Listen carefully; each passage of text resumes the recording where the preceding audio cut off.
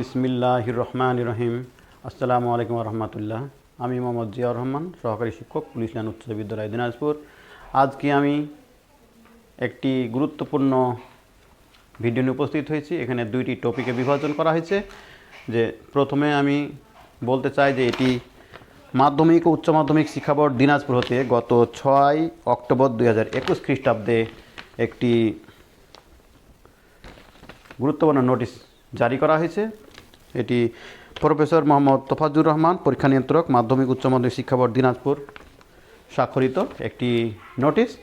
সেটি খুবই গুরুত্বপূর্ণ একটি নোটিশ। এটি আশা করি তোমরা গুরুত্ব সহকারে পড়বে। অনেকে হয়তো সামাজিক যোগাযোগ মাধ্যম থেকে অবগত হয়েছে, জানছো। তারপর আমি একটু এই ভিডিওটি নিয়ে উপস্থিত হয়েছি তোমাদের একটু দৃষ্টিগোচর করার জন্য। প্রিয় এসএসসি 2021 ব্যাচের পরীক্ষার্থীবৃন্দ, তোমরা সংক্ষিপ্ত সিলেবাসগুলো মাত্র নৈর্বাচনিক 3টি বিষয়ে তোমরা মনোযোগ দিয়ে পড়াশোনা করো। সংক্ষিপ্ত সিলেবাস আশা করি তোমাদের কমপ্লিট হয়ে গেছে বা প্রায় শেষ প্রান্তে, রিভিশন চলতেছে। তোমরা এই আজকের ভিডিওটি একটু গুরুত্ব সহকারে, মনোযোগ সহকারে দেখার চেষ্টা করো, বোঝার চেষ্টা করো। প্রথমে আমি একটি 1 নম্বর টপিক আলোচনা করব, ব্যবহারিক খাতা জমাদান প্রসঙ্গে। দ্বিতীয় আরেকটি হচ্ছে এসএসসি 2021-এর সময় ও নম্বর বিভাজন সম্পর্কে। অনেকেই জেনেছো, অনেকেই জানা নেই, তারপরও আমি একটু অবগত করে দেওয়ার চেষ্টা করছি। প্রিয় এসএসসি পরীক্ষার্থীবৃন্দ, তোমরা ব্যবহারিক খাতা ইতিমধ্যে ছিল তোমার 5 নম্বর হয়, কত 5 নম্বর, কিন্তু এই চিঠিতে যেটি এসেছে যে পরীক্ষার্থীর ব্যবহারিক খাতার নোটবুক এর নম্বর হবে 25 নম্বর। কাজে তোমরা ব্যবহারিক খাতা অবশ্যই শিক্ষা প্রতিষ্ঠানে, নিজ শিক্ষা প্রতিষ্ঠানে তোমরা জমা দিবে। এবং এর জমাদান কবে সম্পন্ন করবে? প্রত্যেকটা শিক্ষা প্রতিষ্ঠান নিজ শিক্ষার্থীর ব্যবহারিক খাতা নিজ শিক্ষা প্রতিষ্ঠানে এটি প্রদান করবে। এবং প্রত্যেক শিক্ষার্থীর শিক্ষা প্রতিষ্ঠান সমূহ 28/11/2021 অর্থাৎ 28 নভেম্বর 2021-এর মধ্যে এটি প্রত্যেকটা স্ব কেন্দ্রে নম্বরগুলো চলে যাবে। কাজেই তোমরা শিক্ষা প্রতিষ্ঠানে যোগাযোগ রেখে নির্দিষ্ট সময়ের মধ্যে ব্যবহারিক খাতা বা নোটবুকগুলো অবশ্যই জমা দিবে। কাজে এখানে 25 নম্বর তোমাদের নির্দিষ্ট করা হয়েছে। এবার আসি পরীক্ষার সময় এবং মান বন্টন। যে পরীক্ষার সময় কতটুকু? পরীক্ষার সময় তোমাদের হবে 1 ঘন্টা 30 মিনিট। 1 ঘন্টা 30 মিনিট হবে পরীক্ষা। তার মধ্যে এমসিকিউ হবে 15 মিনিট আর সিকিউ হবে 1 ঘন্টা 15 মিনিট। এই মোট হচ্ছে 1 ঘন্টা 30 মিনিট। তোমাদের সংক্ষিপ্ত সিলেবাসের আলোকেই প্রশ্ন হবে। এবং পরীক্ষার প্রশ্ন কয়টি থাকবে? বিজ্ঞান বিভাগের ক্ষেত্রে আমি বলি, প্রথমে বিজ্ঞান বিভাগের ক্ষেত্রে নৈর্বাচনিক বিষয় পদার্থ, রসায়ন, উচ্চতর গণিত এবং জীববিজ্ঞান, এই 3টি বিষয়ের বা 4টি বিষয়ের ক্ষেত্রে তোমাদের 8টি সিকিউ প্রশ্ন থাকবে। তার মধ্যে 2টি প্রশ্নের উত্তর দিতে হবে। 2টিতে কত? 20 নম্বর। এটি 20 নম্বর যদি কেউ পাও, তোমাদের 20কে এটিকে কনভার্ট করে 50 নম্বরে পরিণত করা হবে। সেরকম নির্দেশনা এসেছে এই মাধ্যমিক উচ্চ মাধ্যমিক শিক্ষা বোর্ড দিনাজপুর হতে। এমসিকিউ 25টি প্রশ্ন থাকবে, তার মধ্যে 12টি প্রশ্নের উত্তর দিতে হবে। 12টিতে 12 নম্বর। কেউ যদি 12 পায় তাহলে সেটাকে কনভার্ট করে সেটাকে 25-এ রূপান্তরিত করা হবে। তাহলে 50 আর 25 75 নম্বর। আর এই যে ব্যবহারিক খাতায় তোমাদের বা নোটবুকে 25 নম্বর, মোট সর্বমোট 100 নম্বরে তোমাদের পরীক্ষা হিসেবে গণ্য করা হবে। তাহলে তোমাদের লেটার গ্রেডিং করার পদ্ধতি সুবিধার জন্য এই ফর্মুলাটা খুব ভালো হয়েছে। এই অনুযায়ী তোমাদের রেজাল্ট কাউন্ট করা হবে।